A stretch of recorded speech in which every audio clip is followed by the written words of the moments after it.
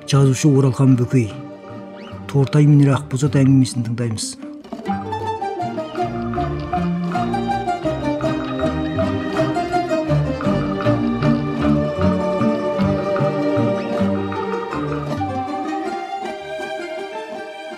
Тортай әсіресе мені жақсы көреді. Жанынан бір ел қалдырмайтын. Әкем ферма меңгерушісі, үйде ішіп жем мол, ит басына іркіт төгіліп жатушы еді.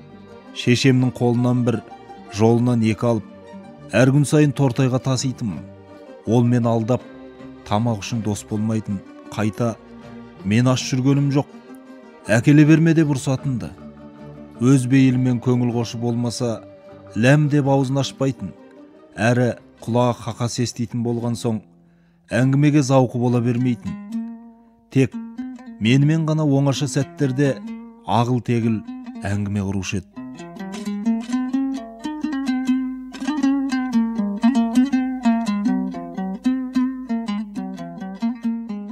Бір күні мен Тортайды көп іздеп әрең таптым. Тұрған үй аузына келгенін айтып, ұрсып қуып жіберіпті. Салық салғанның ұшар басындағы қалың тас қорымның үңгіріне кіріп, от жағып отыр екен. Мені көрген соң қуанып қалды. Орнынан атып тұрып, мені қалай таптың ей? Деді. Сенің үйің осы тас күрке емес пе? Тортай тас күркені ұядай қылып жинап, тазалап қойыпты. Бұдан бұрында осы жерге сан рет келіп, мекенін айналдырған секілді. Қайран қалдым. Ағаштан қиып, нар жасап, үстіне шөп төсеген. Өзіне тиесілі кітаптар әбден көп оқылғандықтан жемтір болып бір бұрышта жинаулы тұр. Төр алдына ешкінің терісі төселген. Қарағайдың жуан кеспелтек шөркесінен стол жасап, майшам қойыпты. Тастан қаланған жер ошақта маздап жанған от сіркіреп жаңбыр жауды. Үңгірге су тимейді екен. Күн бұлтты болған соң ба, ымырт ерте үйіріліп, көз байлана бастады. Үйден ұрлап алып шыққан нан мен ірімшікті столдың үстіне қойдым. Нардың шетінде жалаң аяғын салбыратып үнсіз отырған Тортай рахмет деді. Үні бір түрлі көңілсіз, қарлыңқырап шықты. Ешкім жоқта жылаған секілді. Оттың сәулесі тиген көзі қызарып, домбығып тұрады.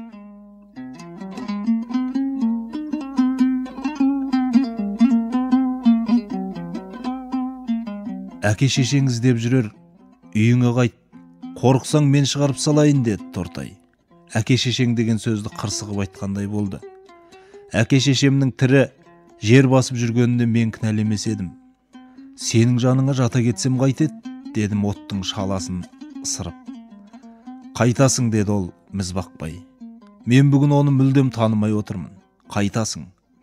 Әке шешең менің басымды жарады. Жармайды. Сен мені қума, дос емес пе едік? Ораза намаз тоқтықта ғана деген. Тоқ бала аш баламен ойнамайды деген. Мен жауап бере алмадым. Үндемеген қалпы мыңқиып отыра бердім. Тортай меңзең. Лаулаған отқа тесілген күйі күрсінді. Содан кейін нардан қарғып түсті де тас үңгірдің тесігінен сырт үңілді. Жауын ұзақ жауатын түрі бар. Төңірек тұтасып алыпты. Қонғың келсе қона ғой, деді маған. Өзі тізесіне салып қу бұтақты сындырды да отқа тастады. Мен әкелген ірімшікті бір асап нарға қайта мінді. Содан соң аласталған Алитет деген кітапты қолына алып, әрі-бері аударыстырды да ірге жаққа лақтырып жіберді. Жаңбыр толастар емес, құлаққа тасқа тиіп тайғанап жатқан сыбдыр-сыбдыр үн естіледі. Күркіреп, сарқырамай ұрлана жауған нөсер қайдағы жайдағын еске түсіріп, қиял дүниесіне жетелейді, немесе маужыратып ұйқыны келтіреді екен. Босағада отырғаның не деді Тортай? Бағанағыдай емес, көңілден үйіндепті. Кел жаныма. Мен сені тым жақсы көремін. Бастықтың баласымын деп мұрныңды көкке көтермейсің, қарапайымсың. Тас ошақтағы оттың сәулесі қабырғаларға түсіп, қоңыр тартады. Төбеде тесік барау деймін, тырс-тырс тамшы тамады бір жерден.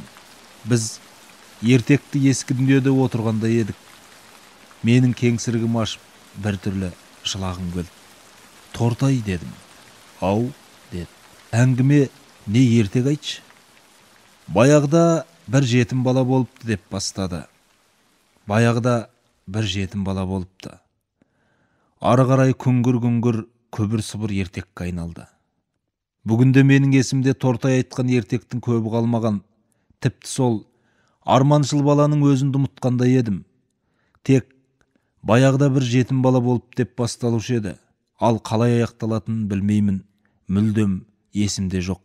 Қалай аяқталушы еді? Менің жадымда тамаша сақталғаны ол тас үңгірде шөп төселген нардың үстінде жатып, оқыған кітаптары мен өзінің арман қиялы туралы түн ортасы ауғанша айтқан күбір әңгімесінің еміс елесі ғана. Мені жып-жылы қойнына алып, ағалық ақылын айтатын тым зеректік еді. Бұл дүниеде мен пір тұтар, сырласар жалғыз-ақ нәрсем бар, ол кітап дейтін. Әкем де, шешем де сол кітап. Кейбірін 2-3 қайтара жалықпай оқып шықтым. Жалғыздығың, жетімдігің бәрі ұмытылып, басқа бір жұмақты өмірге сапар шеккендей боламын.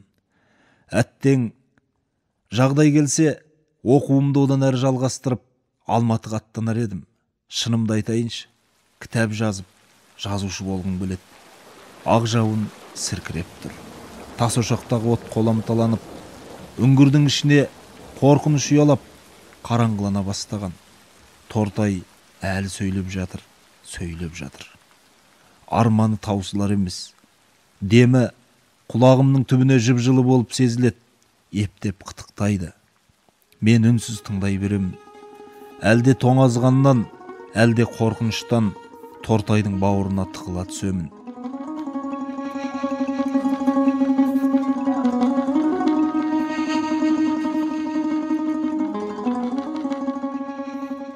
Жайлаудың жадыраған ашық күндерінің бірінде Тортай қеріп бұзау бағуға шықтым.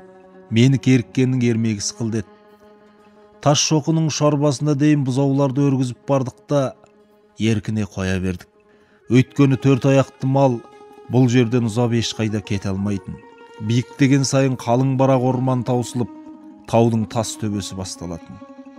Заңғар таудың төбесінде үнемі суық жел соғып тұратындықтан ағаш болмайды. Және шөпті бойлап қалың өспейтін тақыр.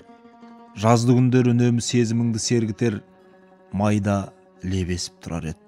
Ал шоқылар өркөш болып, көк күмбезіне найзадай кіріп, ұшпалана қол бұлғайтын. Қыздың жиған жүгіндей тай, тең жақпар тастың арасына тас сарымсақ өседі. Тортай екеуміз тыртысып, қол аяғымызды жаралай, сол биікке шығып, сарымсақ жұлып жегенбіз. Бұл тұстан таудың балағы ой етек алақандағыдай көрінеді. Сонау шатқалда Алтайдың шолпысындай мың бұралып, ағараң қағып бұқтырма өзені күмістен ағады. Ал біздің ауылымыз көк жалқақ мұнар пердесіне тұмшаланып, тек нобайы ғана сүлделенеді. Қына басқан тасқа құлап кетердей болып, атша мініп отырған Тортай, анау көк мұнар дүниеге бірдеңесін жоғалтып алғандай, көзін сығырайтып, ұзақ қарайдай. Сонсоң шығыс жақты нұсқап, ереуілдеп сөйлей жөнелетін.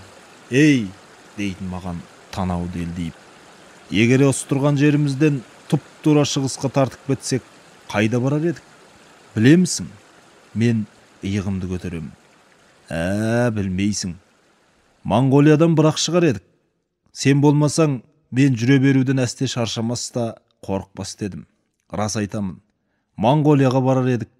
Бізді қазақтар келді деп құшақ жая қарсы алар еді. Әппақ киіз үйге кіргізіп, тай сойып, қонақ қылар еді. Боз биенің үстіне шомылдырып, алдымызға астау қазы қарта қояр еді.